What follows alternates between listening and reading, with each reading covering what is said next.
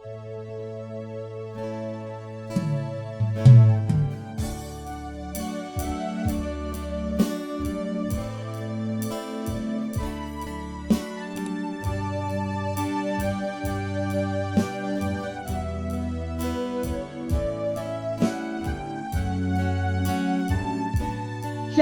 selamat sore Bapak Ibu Saudara-saudari yang terkasih. Selamat merayakan hari Minggu bersama-sama dengan kami yang ada di sini. Kita mau satukan hati. Ya, selalu mau belajar terus akan firman-Nya karena kita membutuhkan kekuatan yang baru melalui firman Tuhan yang ditaburkan. Ada penghiburan, ada satu pemulihan, bahkan ada mujizat-mujizat yang Tuhan berikan melalui firman-Nya. Ada amin. Mari kita satu di dalam doa. Bapa dalam surga, kami bersyukur dan bersyukur senantiasa kalau kami masih dapat menikmati Tuhan. Kami boleh berada di dalam rumah-Mu dan kami boleh mendengar akan apa yang Engkau ajarkan kepada setiap kami. Kami percaya Tuhan, karena rancangan Tuhan selalu indah di dalam setiap kehidupan umat-Nya. Dan rancangannya tidak pernah gagal. Bersama Tuhan Yesus, kami semua mampu melakukan segala perkara yang besar. Bahkan apa yang tidak pernah kami pikirkan dan kami bayangkan, Tuhan sediakan bagi umat-Nya yang mengasihi Dia. Terima kasih Tuhan Yesus. Kami akan belajar bersama-sama dengan apa yang Kau taburkan melalui firman-Mu pada saat ini. Di dalam nama Tuhan Yesus, kami berdoa. Haleluya. Yang percaya mengatakan amin, amin, amin. Haleluya yang terkasih. Kita tahu bahwa di dalam hidup ini adalah suatu perjuangan. Hidup adalah sebuah pertandingan. Ya, semua pernyataan ini adalah benar adanya.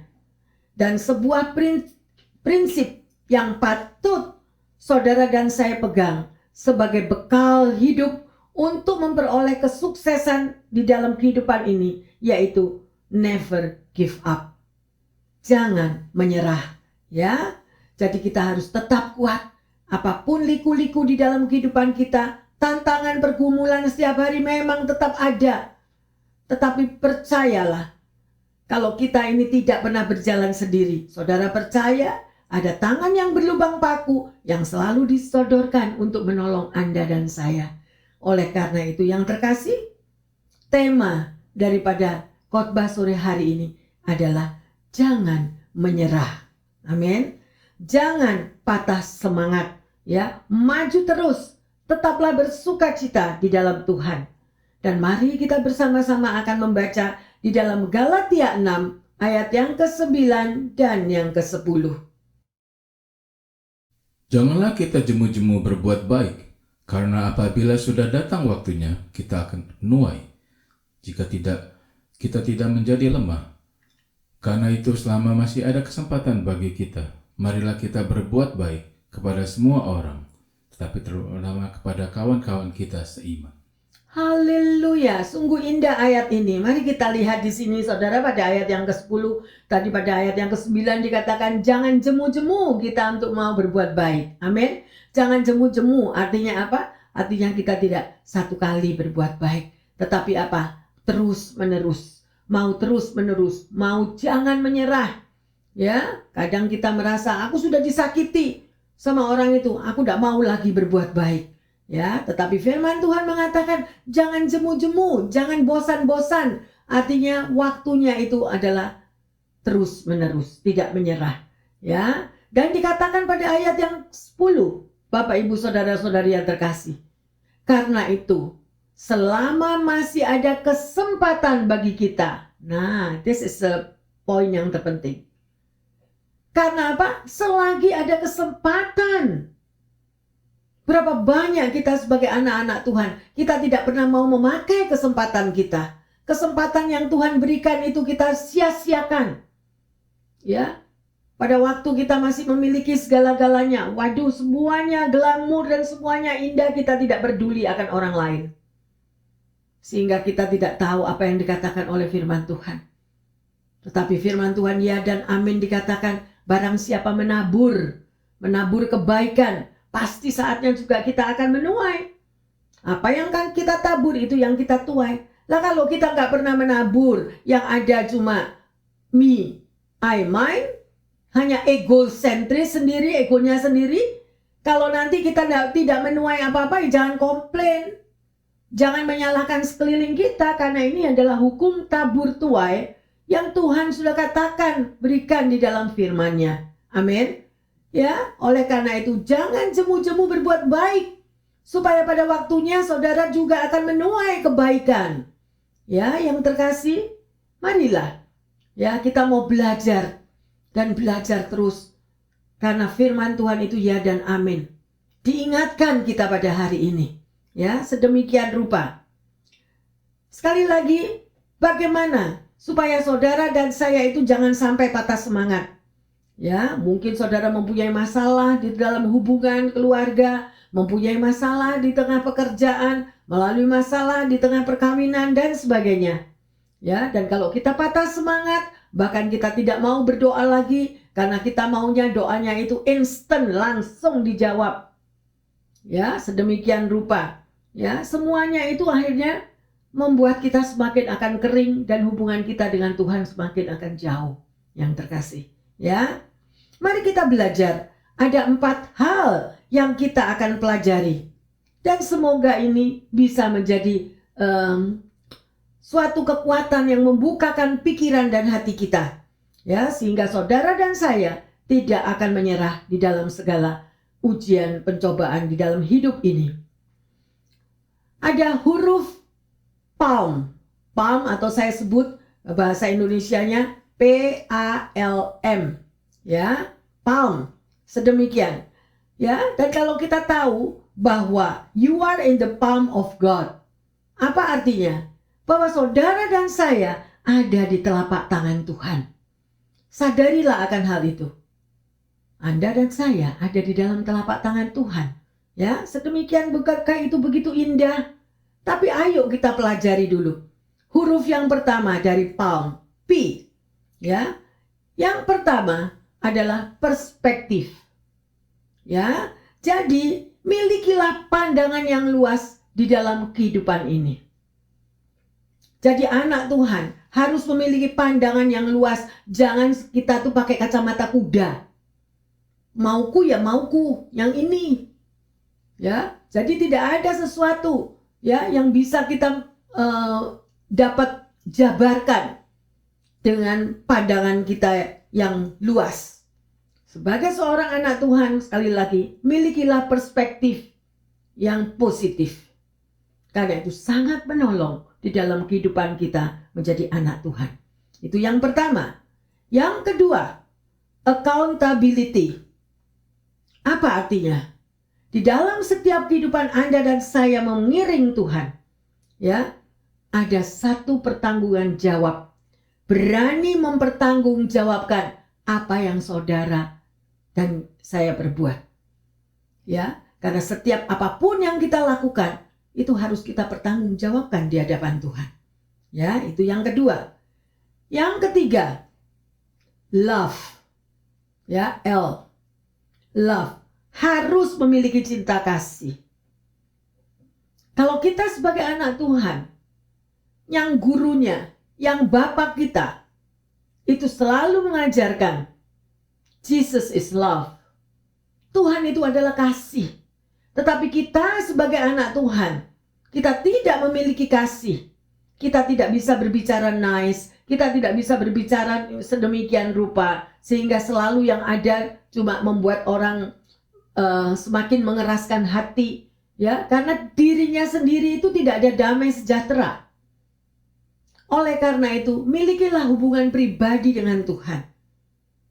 Karena Tuhan itu adalah kasih. Kalau Tuhan itu adalah kasih, kalau kita mau bersekutu dengan rohnya yang luar biasa, maka kasih Tuhan itu akan meluber di dalam kehidupan kita. Kasih Tuhan itu akan meluber di dalam pikiran kita dan hati kita.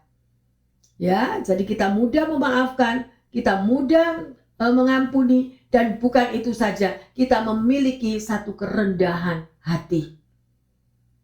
Ya, jadi melihat sikap dari orang lain yang mungkin menyakitkan hati kita, tetapi kita masih ada self control, penguasaan diri. Karena ada kasih Allah di dalam diri saudara dan saya. Amin. Haleluya. Dan yang keempat, ya, PALM tadi, PALM. Yang keempat M adalah mission. Artinya apa? Di dalam kehidupan saudara dan saya sebagai anak Tuhan, milikilah misi ke depan. Jadi jangan kita itu pakai kacamata kuda atau kita itu pakai kacamata hitam kalau kita berjalan. Jadi hidup ya hidup, tetapi hidup yang bagaimana? Nggak tahu. Bekerja ya bekerja, tapi bekerja yang apa tujuannya? Misinya kita bekerja itu apa? Nggak tahu. Nah, itu semuanya akan membuat perjalanan hidup saudara dan saya itu nabrak kiri, nabrak kanan. Ya, milikilah misi ke depan di dalam kehidupan kita sebagai anak Tuhan. Amin. Ya. Semua itu yang terkasih Anda bisa baca di dalam 2 Korintus bab 4 dan bab 5. Di mana Rasul Paulus itu mengatakan di dalam bab ini, jangan menyerah. Ya, karena kita semuanya ada di dalam telapak tangan Tuhan. Saudara dan saya ada di dalam telapak tangannya Tuhan. Bukankah itu sangat indah? Ya, apapun pergumulan yang terjadi, mari kita mau belajar dari apa yang dihadapi oleh Rasul Paulus. Kita baca di dalam 2 Korintus 11 ayat 24 sampai 28. 5 kali aku disesat seorang Yahudi. Setiap kali 40 kurang 1 pukulan. 3 kali aku didera. 1 kali aku dilempari dengan batu. 3 kali mengalami karam kapal.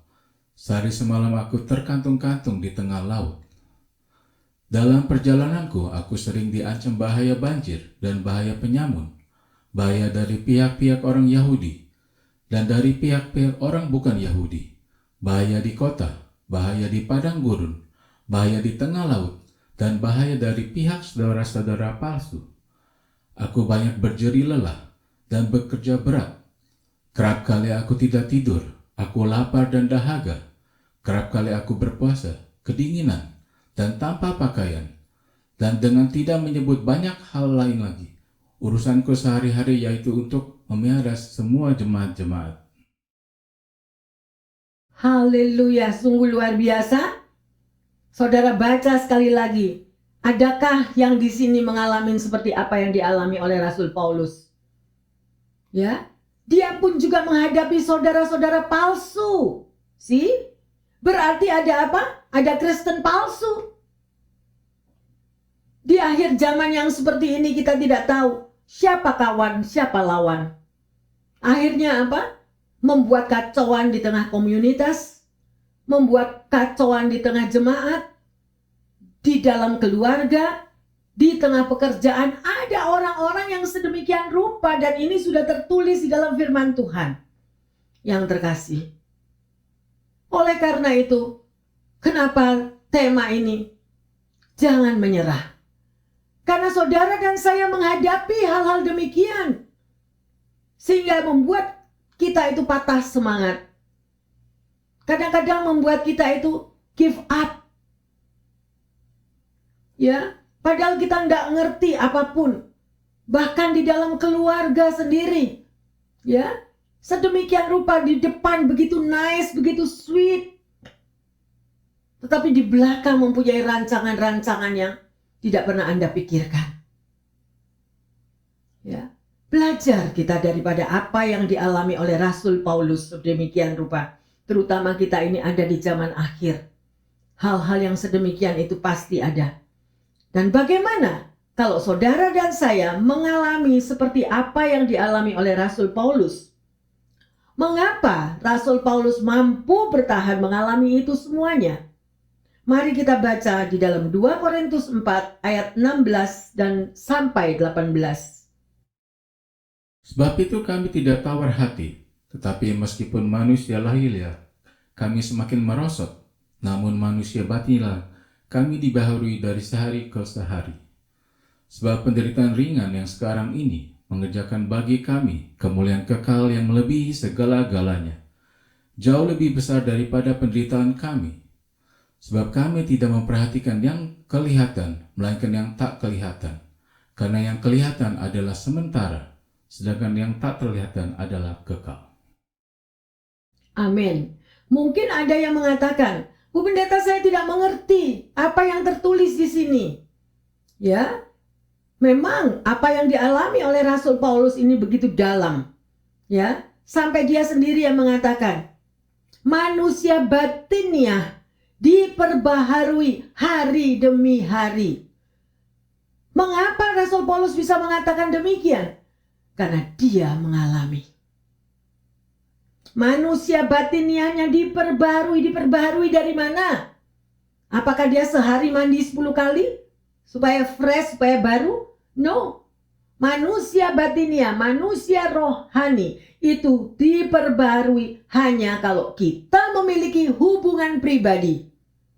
Kita memiliki hubungan relationship setiap waktu, setiap hari bersama Tuhan. Saudara tidak pernah akan lapar. Saudara tidak pernah akan haus.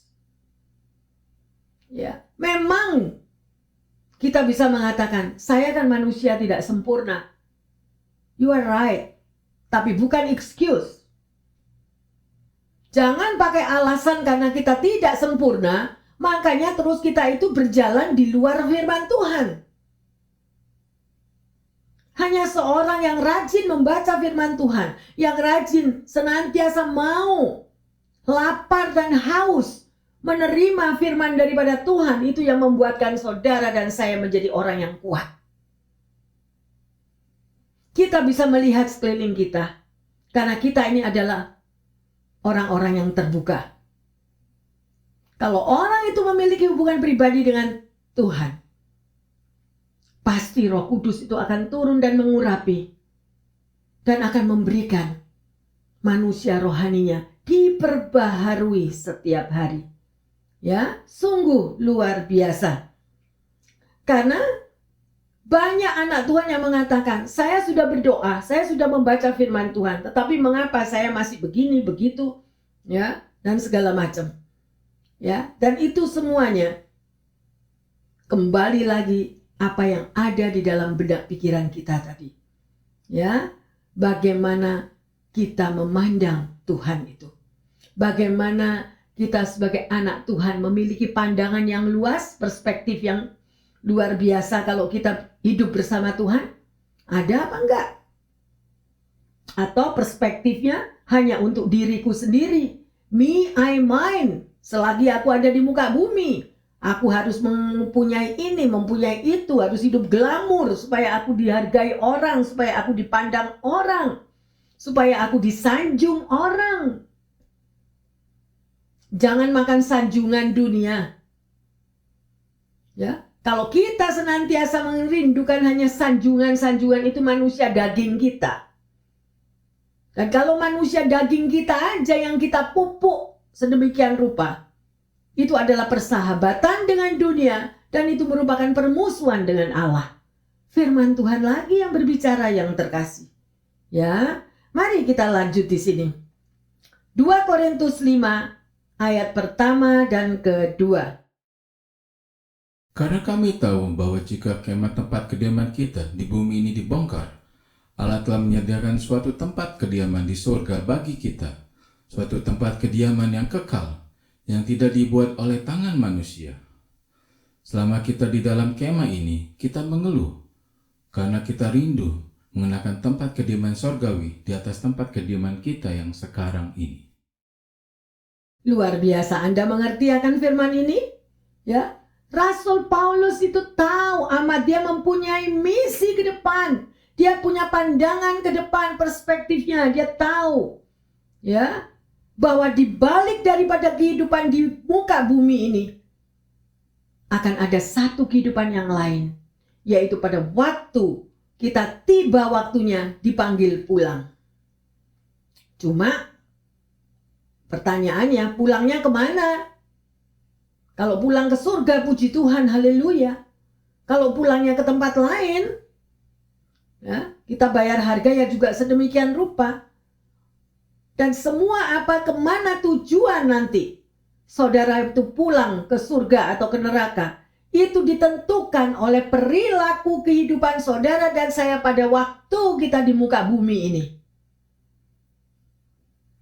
Apakah pada waktu saudara dan saya di muka bumi ini melakukan apa yang Tuhan firmankan?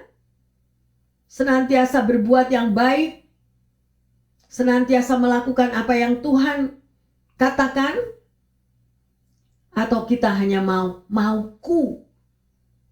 Nah, kalau sudah berpusat kepada aku, keakuan, ya, kita akan berurusan sendiri dengan Tuhan. Ya, sedemikian.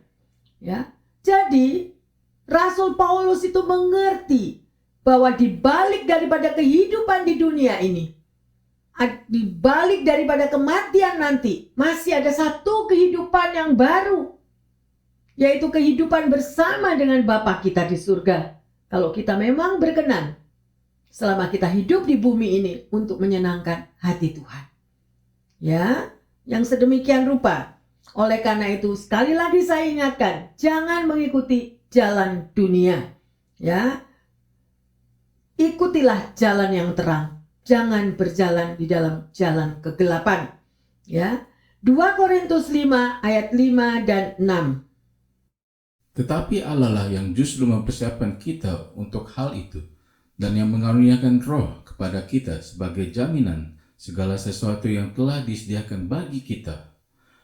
Maka oleh karena itu, hati kami senantiasa tabah, meskipun kami sadar bahwa selama kami mendiam tubuh ini, kami masih jauh dari Tuhan. Haleluya. Inilah yang dikatakan oleh Rasul Paulus, Bapak Ibu saudara-saudari yang terkasih. Ya, bahwa selama Anda dan saya hidup ya di dunia ini, masih mendiami tubuh kita ini sekarang, kita itu masih jauh dari Tuhan. Masih ada satu proses di dalam kehidupan kita. Dia menyadari itu. Tetapi apa yang Rasul Paulus katakan? Oleh karena itu hati kami senantiasa apa? Tabah. Jadi harus kuat. Untuk Anda dan saya bisa mampu menjadi kuat, kalau engkau dan saya, kalau kita berada di dalam satu komunitas. Di dalam satu komunitas itu merupakan satu kumpulan orang-orang yang sehat rohani.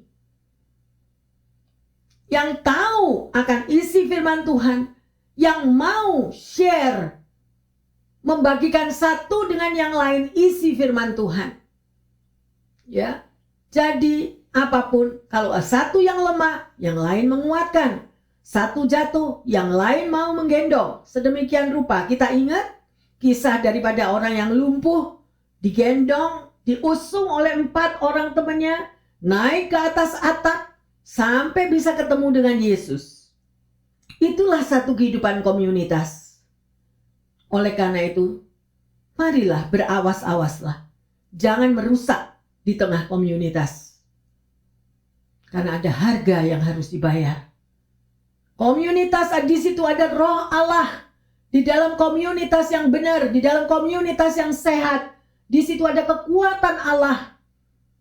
Di mana masing-masing sudah dikaruniakan karunia-karunia yang berbeda-beda. Mengapa? Itulah untuk saling menggendong, saling mensupport, saling menghibur, saling menguatkan. Jangan ada yang mau menjatuhkan. Balik lagi, tapi saya kan manusia gak sempurna. No excuse. Jangan bela diri untuk excuse yang terkasih. Kalau kita senantiasa bersekutu dengan Roh Allah, kita tahu firman Tuhan itu ada di dalam diri kita. Rendahkanlah dirimu di bawah tangan Tuhan yang kuat. Artinya apa? Jangan sombong. Kalau sudah ada satu yang sombong di tengah komunitas, maunya cuma aku yang paling tinggi, aku yang paling hebat, semuanya akan merusakkan di tengah-tengah komunitas itu. Dan itu adalah yang harus dialami.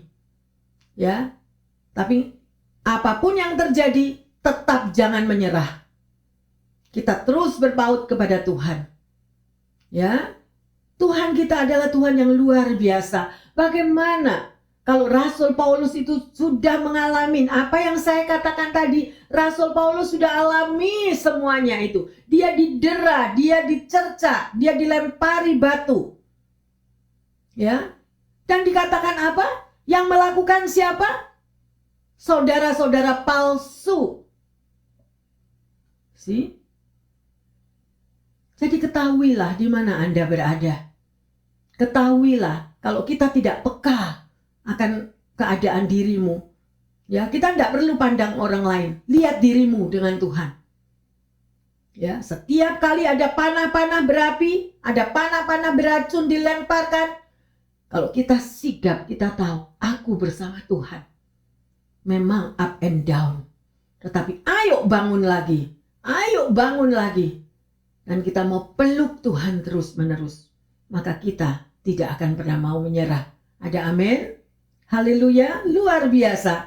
Kita akan lanjut di dalam 2 Korintus 5 ayat 9 dan 10. Sebab itu juga kami berusaha baik kami diam di dalam tubuh ini, maupun kami diam di luarnya, supaya kami berkenan kepadanya. Sebab kita semua harus menghadapi takhta pengadilan Kristus, supaya setiap orang memperoleh apa yang patut diterimanya, sesuai dengan yang dilakukannya dalam hidupnya ini, baik ataupun jahat. Anda sudah mendapatkan jawaban. Bapak, Ibu, Saudara-saudari yang terkasih, apa yang kita perbuat di dalam hidup ini selagi kita di muka bumi, kita akan menghadap kepada takhta pengadilan Allah.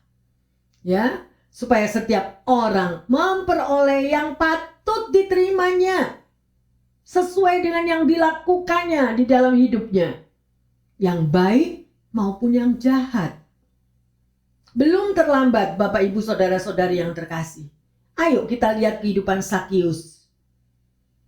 Bagaimana Sakius itu? Sakius itu adalah tukang pajak yang tukang memeras orang.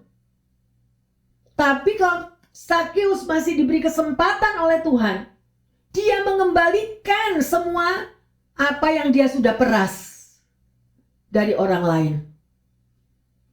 Lah kalau kita nggak sampai bisa mengembalikan apa yang kita sudah peras kepada orang lain, ya kita bayar harga sedemikian rupa karena kita tidak sempat untuk mengembalikannya. Ya, ayo. Oleh karena itu berawas-awaslah di dalam kita mengiring Tuhan, terlebih di akhir zaman ini. Ada amin? Haleluya. Ya. Jadi saya membaca daripada pengalaman Rasul Paulus ini, dia memiliki ambisi yang luar biasa. Apa ambisinya Rasul Paulus itu? Yaitu dia cinta Tuhan. Gak ada satu penghalang pun yang mampu menghalangi Rasul Paulus untuk dia melakukan the best, yang terbaik. Ambisinya dia mau lakukan yang terbaik karena dia mencintai Tuhannya. Padahal dulu saudara tahu siapa Rasul Paulus, kan? Paulus dulunya adalah Saulus. Dia adalah seorang pembunuh murid-murid Kristus. Tapi luar biasa, setelah pertemuannya dengan Tuhan, ya, hidupnya diubahkan total. Bahkan dia rela mati, ya, untuk membayar semuanya. Karena apa? Cintanya kepada Tuhan. Bagaimana Anda dan saya? Apakah Anda mencintai Tuhanmu? Kalau engkau merasa engkau sudah dicintai oleh Tuhan, tetapi kita tidak membalas cinta kasih Tuhan, apa yang akan kita lakukan? Yang saudara mau lakukan? Mari kita bisa mendengar sebuah cerita ini. Ya, ada pengalaman seorang anak Tuhan yang dia bepergian dengan pesawat udara, tapi pada waktu itu pesawat itu delay. Ya, jadi pesawat itu mundur 4 jam, 5 jam, dan para penumpang itu pada marah-marah. Tetapi ada seorang pramugari, sekalipun dia dimaki-maki oleh penumpang itu, dia tetap begitu manis melayani para penumpang itu. Sampai ada seorang bapak yang bertanya, "Saya melihat kamu begitu baik melayani daripada para penumpang ini? Mengapa kamu bisa melakukan hal itu? Dan jawab daripada pramugari ini, ya Bapak, sebelum saya berangkat bekerja, saya selalu berdoa dengan suami saya. Karena kami berdua menyadari bahwa apa saja yang kami kerjakan bukan untuk diri kami, bukan untuk melayani manusia, tetapi saya melayani Tuhanku. Karena kami berdua sangat mencintai Tuhan Yesus. Sungguh luar biasa. Biarlah ini juga menjadi pelajaran bagi kita sesama anak Tuhan di dalam perilaku kehidupan kita. Ya, sedemikian rupa kalau kita selalu melibatkan Tuhan di dalam perilaku kita, di dalam kehidupan kita, di dalam kita melayani sesama kita, maka orang lain yang bisa menilai. Ya, orang lain yang bisa melihat apa yang kita lakukan. Ya, jadi yang terkasih, siapakah yang Anda layani saat ini? Ya, mungkin ada hal-hal yang sempat melumpuhkan iman Anda. Ada hal-hal yang membuat Anda patah semangat. Anda merasa aku sudah melakukan yang terbaik, kok dapatnya cuma yang begini, yang begitu. Ya, bermacam-macam. Ya, apa yang kita pandang melalui mata kita. Karena ini selagi kita masih hidup di dunia. Ya, oleh karena itu, alangkah baiknya kalau kita memandang kepada Tuhan bahwa Dialah satu-satunya sumber kehidupan di dalam hidup saudara dan saya. Tuhan Yesus adalah sumber satu-satunya di dalam cinta kasih sesama kita. Tuhan Yesus adalah satu-satunya sumber di dalam berkat-berkat kehidupan kita. Apakah kita menyadari akan hal itu? Ya, sedemikian rupa. Kalau Anda tahu siapa Tuhan Yesus itu yang menjadi sumber kehidupan di dalam diri Anda dan saya, maka kita mempunyai perspektif yang berbeda. Maka akan ada pemulihan, ada pertumbuhan, ada terobosan, dan semuanya itu mampu Tuhan berikan di dalam hidup saudara dan saya. Ya, sungguh indah, luar biasa. Sekali lagi, jangan mudah menyerah, ya. Dan lebih baik saudara katakan, aku tidak akan pernah menyerah bersama Tuhan Yesus. Haleluya. Ya. Karena kalau pada saat kita hanya fokus kepada masalah, fokus kepada problem, fokus yang demikian, maka kita akan jatuh. Ya, yang ada cuma hal-hal yang negatif yang terjadi. Saya pernah membaca suatu cerita, tapi saya tidak tahu cerita ini benar atau tidak. Ya, tapi saya ambil hikmahnya. Ada seorang gadis buta. Dia mempunyai seorang calon suami yang sangat mencintainya. Dan pada waktu calon suami ini berkata mau menikahinya, gadis ini menjawab, aku tidak akan menikah sebelum aku bisa memandang, mataku bisa melihat kepada keadaan sekelilingku. Itu yang dia katakan. Saudara, dengan perjuangan yang luar biasa, maka pacarnya yang pria ini berusaha mati-matian untuk mengumpulkan duit dengan segalanya karena dia sangat mengasihi bakal istrinya. Akhirnya dia mendapatkan uang untuk mengoperasi mata daripada calon istrinya. Kedua matanya dia berikan kepada calon istrinya. Dan dioperasi sedemikian rupa, akhirnya tibalah hari yang indah. Di mana gadis yang buta ini tadi boleh melihat, bisa matanya terbuka dan melihat sekelilingnya. Yang pertama kali yang dia mau lihat adalah bakal suaminya. Tetapi pada waktu dia melihat bakal suaminya, dia terkejut. Dan dia mengatakan, oh nyatanya kamu buta. Jadi aku tidak mau menikah dengan kamu. Ya, dengan teramat sedihnya, si calon pria ini tadi. Akhirnya dia menulis di sebuah kertas, "Oke, kamu tidak mau menikah dengan aku, tidak apa-apa, no problem.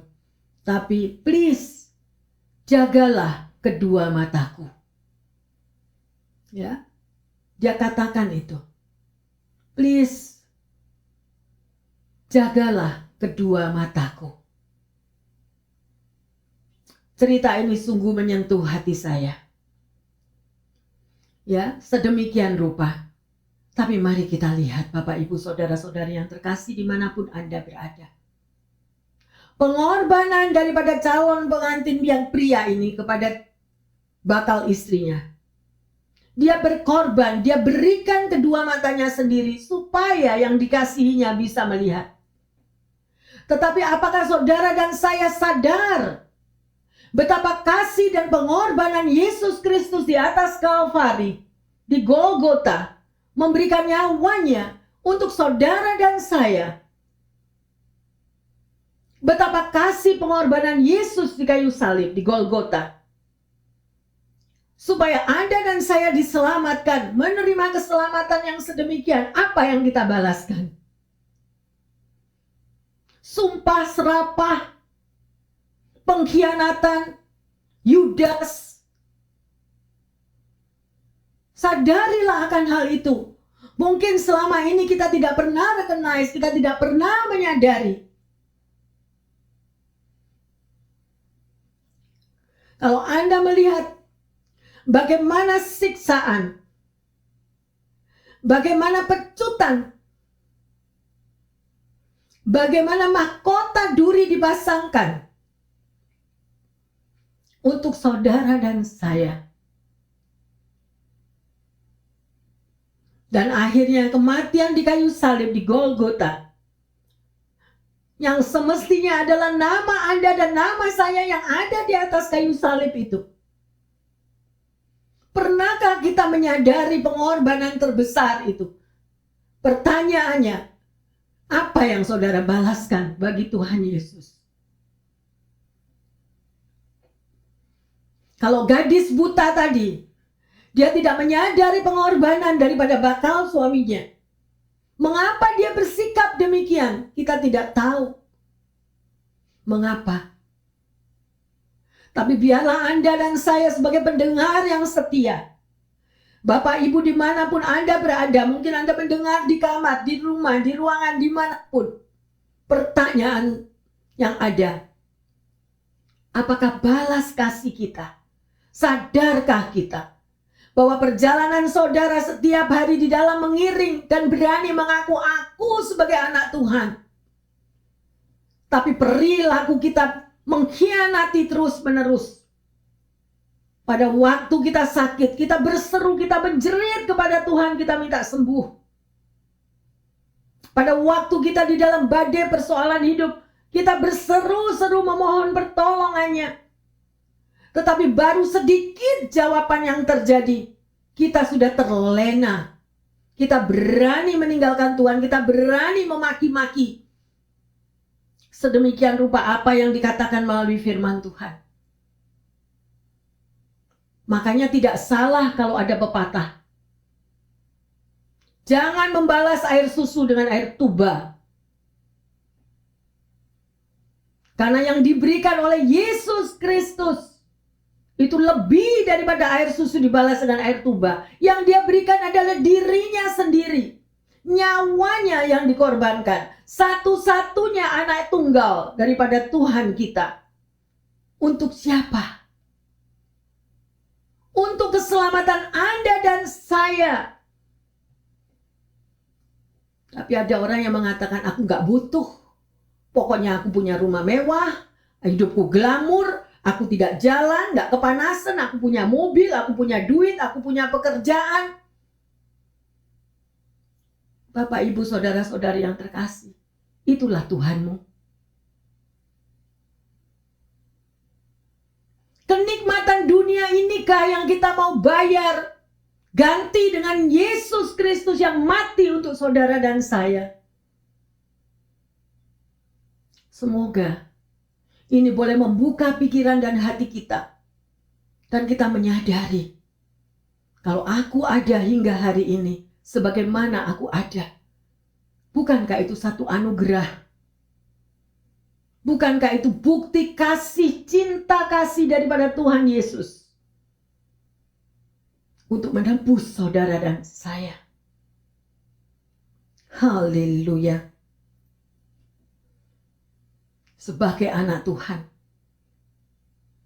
kadang saya bingung. Ada hatinya yang tidak termotivasi dengan membalas kasih Tuhan. Kalau Anda tahu akan firman Tuhan, barang siapa yang melakukan untuk hambaku yang paling hina ini, dia melakukan untuk aku. Dan apabila engkau berdiri di dalam rumah Tuhan, engkau tahu di dalam rumah Tuhan itu apa yang menjadi satu kebutuhan yang lain. Tapi kalau kita tidak ada hati dan kita tertutup hati kita, yang penting pokoknya me, I, mine yang tercukupi. Semuanya I don't care. Tapi apa yang Yesus katakan? Setelah dengan kematian dan kemudian Yesus bangkit pada hari ketiga, apa yang dia lakukan?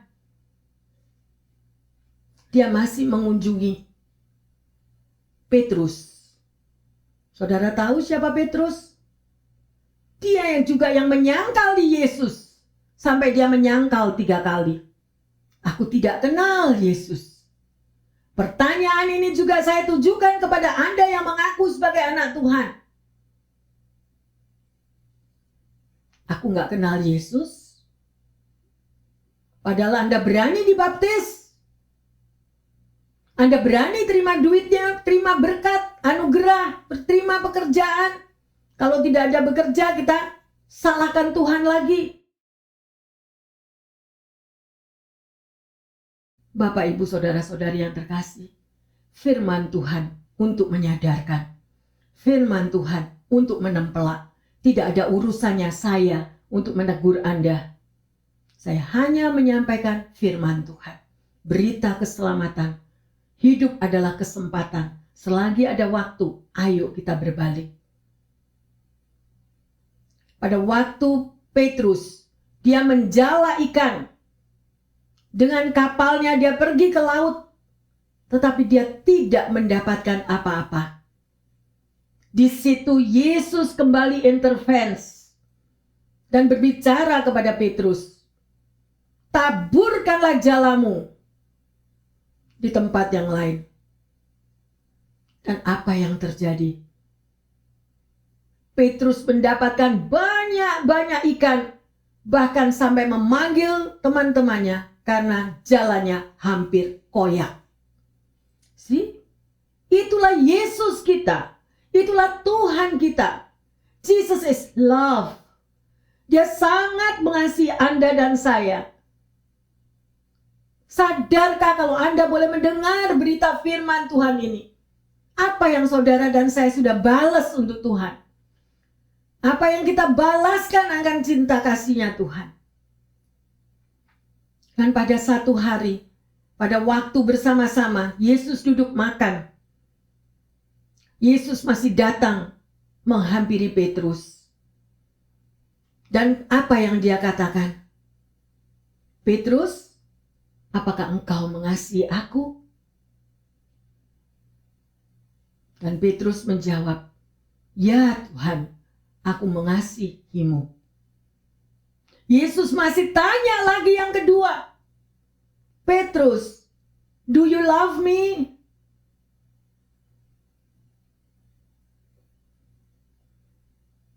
Petrus menjawab, yes Lord, I love you. Aku mengasihimu. Kemudian Yesus bertanya lagi yang ketiga kalinya. Dan ini pertanyaan juga bagi Anda dan saya. Dimanapun Bapak, Ibu, Saudara-saudari yang terkasih berada. Saat ini pertanyaannya. Apakah engkau mengasihi Yesus? Apakah engkau mencintai Yesus? Dan apa jawab yang dikatakan Yesus? Gembalakanlah domba-dombaku. Bapak Ibu yang terkasih, mari kita koreksi diri. Apakah ada domba-domba yang sudah Anda dan saya gembalakan? Kalau domba-domba itu lari, itu urusan mereka sendiri. Tetapi adakah domba yang sudah Anda bawa untuk kita selamatkan dan kita bawa ke hadirat Tuhan? Seperti apa yang Yesus berkata kepada Petrus, apakah engkau mengasihi aku? Gembalakanlah domba-dombaku. Dan itulah satu yang menjadi kriteria BCF tetap berdiri. Bukan karena manusia. Bukan. Tapi karena ada cinta. Karena ada pengalaman pribadi. Sehingga apapun BCF tetap berdiri. Bukan karena manusia. This is personal ya. Oleh karena itu, kembali melalui firman yang ditaburkan saat ini Anda mendengar, mari kita mengoreksi diri kita masing-masing. Apakah Anda mencintai Tuhan? Apakah Anda mengasihi Tuhan? Kalau jawaban Anda mengatakan yes, ya, lakukanlah firman-Nya. Ini adalah satu panggilan. Selagi ada kesempatan, selagi ada waktu. Ya, mari kita lihat di dalam 2 Korintus 5 ayat yang ke-20. Jadi kami ini adalah utusan-utusan Kristus, seakan-akan Allah menasihati kamu dengan perantaraan kami. Dalam nama Kristus kami menerima kepadamu. Berilah dirimu didamaikan dengan Allah. Amin. Berilah dirimu didamaikan dengan Allah. Jadi jangan membuat permusuhan dengan Tuhan. Mengapa permusuhan itu bisa terjadi? Permusuhan itu bisa terjadi kalau kita ini sudah menjadi sahabatnya dunia. Kita hanya hidup bergelimpang dengan apa tawaran dunia. Kenikmatan, kepalsuan dunia itu yang kita nikmati. Tetapi cinta Tuhan, no. Kalau kita memang berani mengatakan, yes, I love Jesus. Anda pasti mau korban. Kita pasti mau berkorban untuk sesama kita yang menderita. Kita berani berkorban untuk melakukan apa yang dibutuhkan dalam pekerjaan Tuhan. Kita bukan memberikan kepada manusia yang terkasih, tapi kita melakukan amanat agung. Jesus is love. Kalau kasih itu ada di dalam diri kita, maka kita akan melakukan apa yang diperintahkan Yesus melalui firman-Nya. Ya, taburkanlah kasihmu. Taburkanlah perhatianmu. Taburkanlah apa yang sesuatu yang Anda mampu melakukannya untuk Tuhan. Sedemikian rupa. Ya, dan inilah yang dikatakan bahwa saudara dan saya adalah utusan-utusan Kristus. Kita adalah duta-duta Kristus. Kehidupan saudara dan saya bukan menjadi batu sandungan. Orang lain melihat perilaku Anda yang selalu memberontak. Orang sudah takut mau menjadi anak Tuhan. Anak Tuhan kok modelnya pemberontak. Ya, sedemikian rupa. Tapi mari kita mau berubah melalui firman Tuhan saat ini. rendahkanlah diri kita di bawah tangan Tuhan yang kuat, mengikuti firman-Nya, melakukan firman-Nya. Ya. Sedemikian rupa. Ada seorang yang bernama Charles Finney. Dia dilahirkan di Litchfield, Connecticut pada tahun 1792. Dia bercerita bahwa orang tuanya bukan orang yang religius. Ya, dan dia sendiri jarang sekali mendengar tentang khotbah.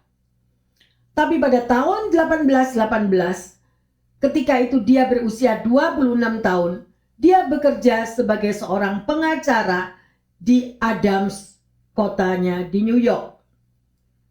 Sampai di situ, dia masih belum pernah tinggal di tengah-tengah komunitas orang-orang yang berdoa.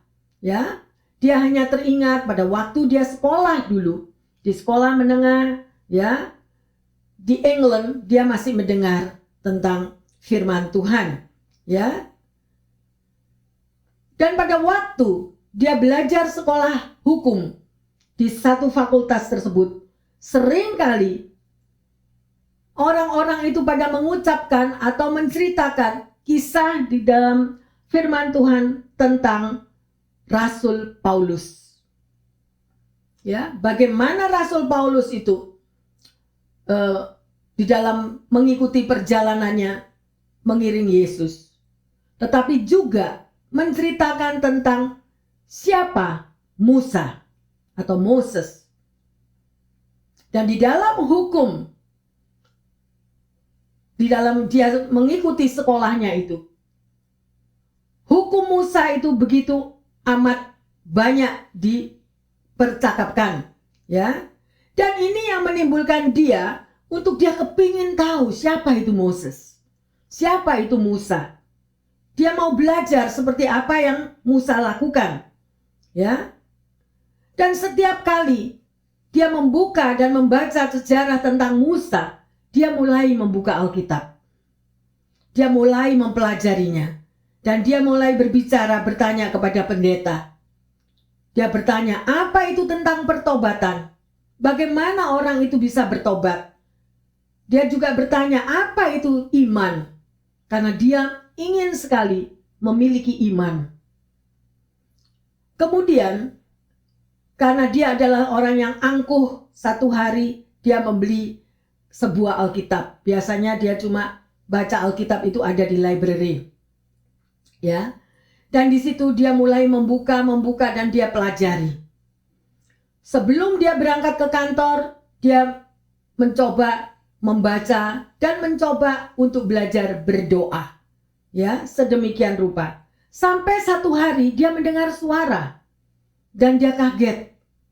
Suara itu mengatakan, "Apalagi yang kamu tunggu? Apalagi yang kamu mau nantikan?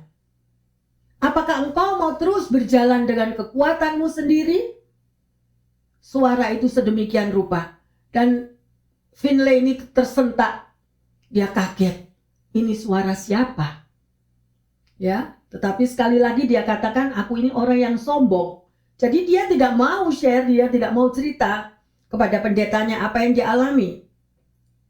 Dan pada waktu dia mendapatkan suara seperti ini, ada satu yang menyentuh hati dan kepikirannya. Bahwa pikirannya mulai terbuka. Bahwa ini ada satu kekuatan yang luar biasa. Yang dia belum pernah tahu. Dan dia belum pernah mengalaminya. Ya, dan dia melihat dengan jelas sekali. Bahwa ini adalah satu keajaiban. Dia katakan. Ya. Dan akhirnya dia membaca lagi Alkitab itu. Dan dia mulai mengerti tentang penebusan karya dari Yesus Kristus. Ya. Sedemikian rupa dan dia katakan, saya memerlukan Yesus Kristus. Ya. Oleh karena itu dia putuskan bahwa keselamatan itu bukan dari dirinya sendiri. Tetapi keselamatan itu sudah dibayar dan dilakukan oleh Yesus Kristus di kayu salib untuk menebus dirinya, untuk memanggil dirinya agar dia lebih dekat dan mengenal Yesus secara sempurna. Akhirnya dia lari pergi ke hutan yang dekat di rumahnya, karena dia orang yang sombong katanya, dia orang keras kepala. Dia menangis di dalam hutan, dia menjerit, dia katakan, siapa tadi yang ngomong? Siapa tadi yang berbicara? Akhirnya dia menangis sepuas-puasnya dan akhirnya dia kembali lagi ke rumahnya. Tetapi setelah dia sampai di rumahnya, dia menyadari bahwa ada sesuatu yang baru di dalam dirinya. Ada sesuatu yang dia tidak pernah tahu. Dulunya dia buta, dulunya dia tidak mau. Apa itu Alkitab, apa itu doa, dia tidak mau semuanya. Sampai ada suara yang sedemikian menyentuh hati dan kepikirannya. Dan pada waktu dia merasakan satu perubahan di dalam dirinya, besok pagi dia berangkat ke kantornya.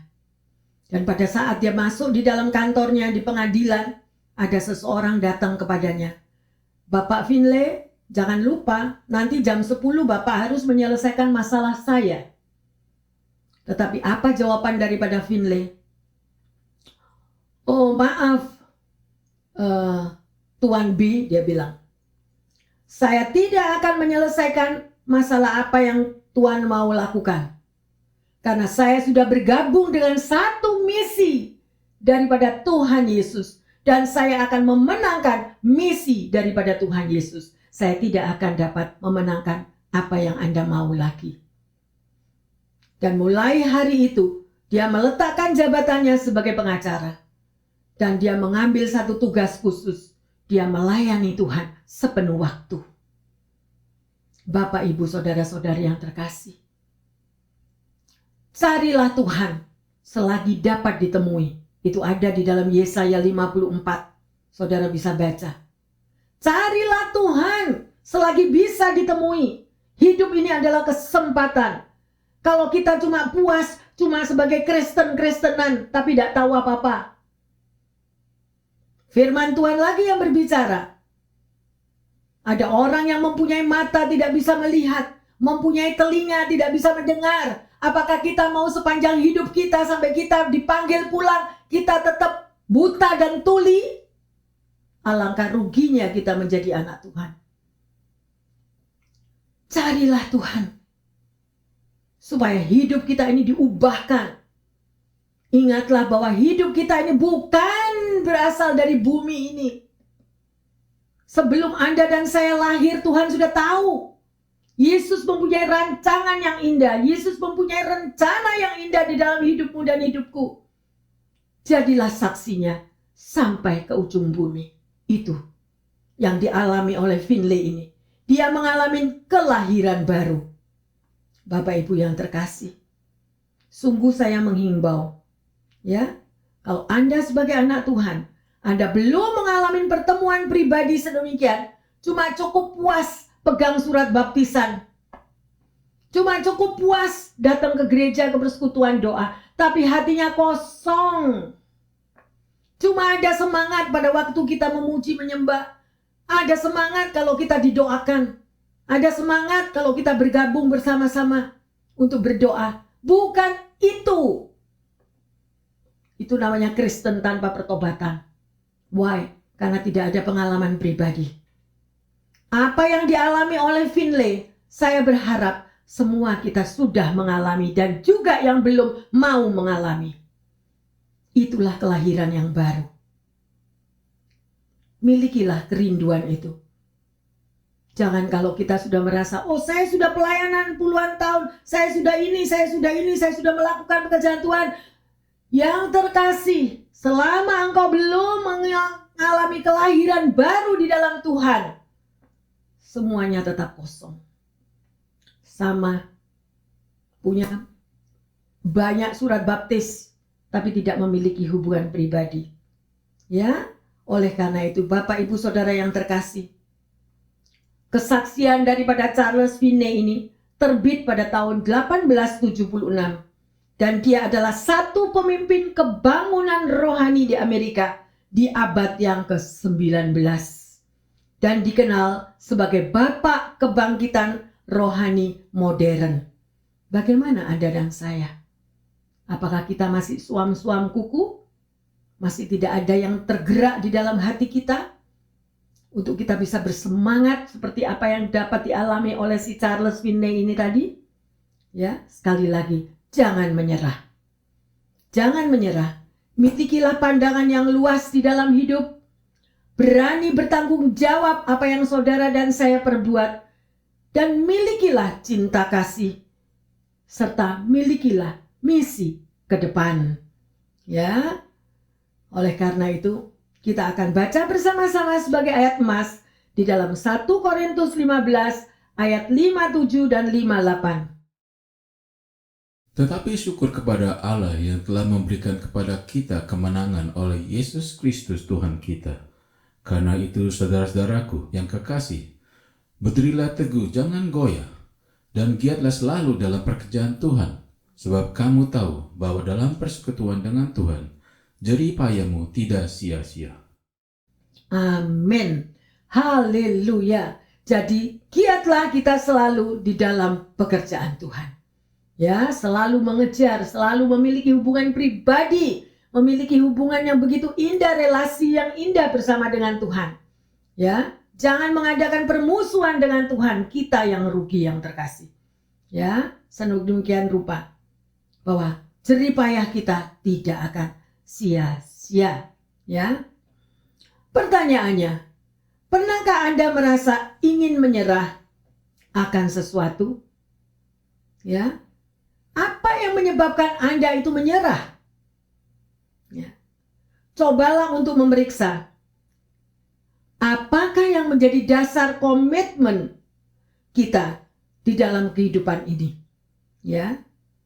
Dan apakah perbedaan yang Anda rasakan ketika kita melakukan sesuatu yang penuh dengan komitmen dan dedikasi? Ada sesuatu yang kita dedikasikan, ya. Dan apa kesimpulan Anda?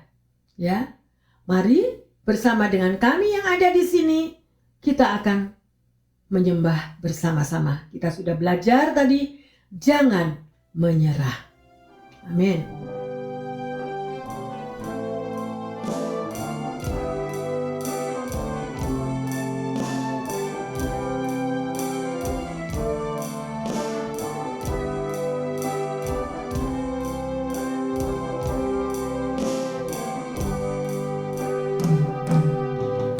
Tuhan tak pernah janji langit selalu biru, tetapi Dia berjanji selalu menyertai.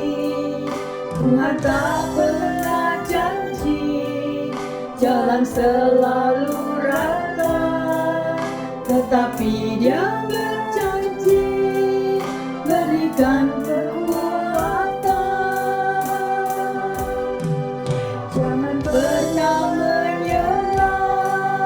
jangan berputus asa, mujizat Tuhan ada saat hati menyembah.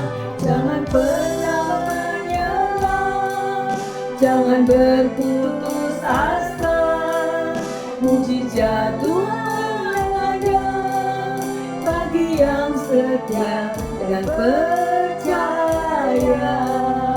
Biarlah lagu ini menjadi doa bagi setiap kita. Haleluya. Tuhan tak pernah janji langit selalu biru, tetapi Dia berjanji selalu menyertai. Amin. Tuhan tak pernah janji jalan selalu rata, tetapi Dia berikan kekuatan.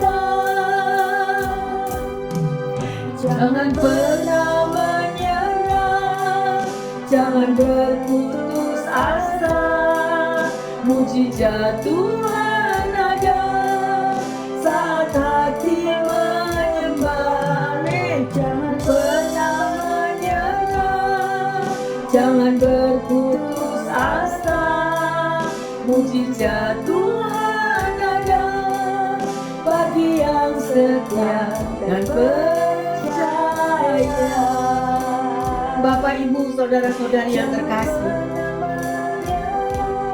apabila ada di tengah-tengah kita yang saat ini mengalami berbagai macam tantangan dan pergumulan, mungkin juga mengalami sakit penyakit, bahkan segala persoalan yang ada yang membuat kita menjadi putus asa, tetapi firman Tuhan saat ini menguatkan kita kembali. Jangan pernah menyerah, karena Tuhan ada. Tuhan selalu menyertai. Mari yang terkasih, buka hatimu, buka hati,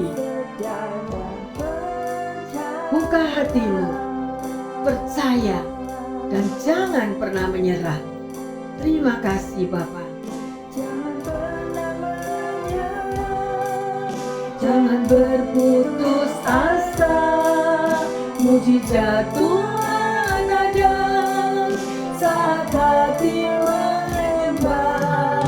Jangan pernah menyerah, jangan berputus asa, mujizat Tuhan ada bagi yang setia dan percaya. Amin, haleluya. Mujizat Tuhan ada bagi yang setia dan percaya. Mujizat Tuhan ada bagi yang setia dan percaya.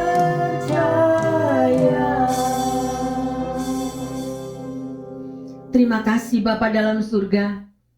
Kami bersyukur untuk firman ini, sehingga Engkau mengingatkan kami kembali ya Bapa. Ajarkan kepada kami umat-Mu Tuhan, untuk kami lebih lagi melekat kepadamu, lebih mendekat, lebih dan selalu mau bersekutu dengan Engkau, sehingga kami lebih lagi mengalami buah-buah yang indah bersama denganmu. Terima kasih Bapa dalam surga. Banyak yang kita pelajari pada hari ini, pada saat Engkau mengajarkan kepada kami bahwa Engkau tidak pernah menyerah sampai ke Kalvari. Engkau korbankan dirimu bagi setiap kami yang ada di sini. Tubuh dan darah Yesus yang sudah dikorbankan untuk keselamatan umat-Mu. Oleh karena itu jam ini Bapa, kami mau bawa mereka yang lagi mengalami sakit penyakit. Engkau tahu keberadaan mereka. Tetapi ada mujizat di Kalvari Tuhan. Karena mujizat-Mu itu akan menyentuh di dalam pribadi lepas pribadi. Pendengar dimanapun mereka berada. Yang sakit boleh mengalami kesembuhan. Yang lemah dan putus asa Engkau kuatkan kembali Tuhan. Dan biarlah semangat tidak akan menyerah. Terus ada. Karena bagi Tuhan tidak ada yang mustahil. Dahulu, sekarang, sampai selama-lamanya. Mujizat tetap ada. Terima kasih Bapa. Terima kasih untuk firman yang sudah Kau berikan. Menjadi berkat dan kekuatan bagi kami pendengar semuanya. Haleluya. Di dalam nama Tuhan Yesus, hamba berdoa dan mengucap syukur. Haleluya. Amin. Bapak, Ibu, saudara-saudari yang terkasih, jangan pernah menyerah. Sekali lagi, never give up. Ya, doronglah diri kita sendiri dan milikilah jiwa seorang pejuang yang tidak mudah menyerah, sekalipun mengalami kegagalan.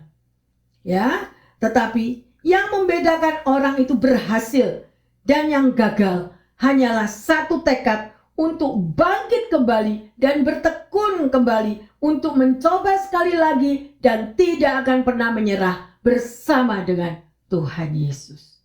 Haleluya. Tuhan Yesus memberkati semuanya. Amin.